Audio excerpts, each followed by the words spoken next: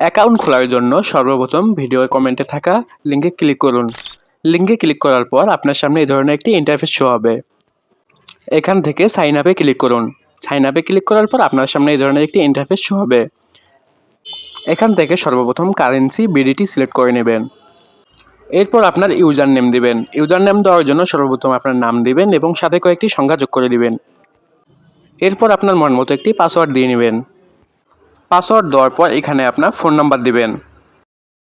Phone number দেওয়ার পর এটি অটোমেটিক ভেরিফাই হয়ে যাবে। ভেরিফাই হওয়ার পর এখানে সাবমিটে ক্লিক করবেন। সাবমিটে ক্লিক করার পর আপনার সামনে এই ধরনের একটি পেজ শো হবে। এখান থেকে সেভ করে রাখবেন এবং ডিপোজিট করুন এখানে ক্লিক করবেন। ক্লিক করার পর মাই অ্যাকাউন্টে ক্লিক করুন।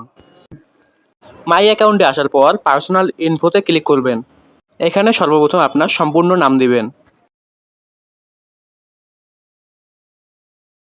নাম দেওয়ার পর এখানে আপনার জন্মদিন সিলেক্ট করবেন। এরপর ফোন নাম্বার ভেরিফাই করার জন্য এখানে ক্লিক করবেন।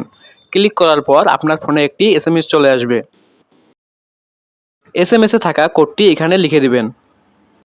লিখে দিলে অটোমেটিক আপনার ফোন নাম্বারটি ভেরিফাই হয়ে যাবে।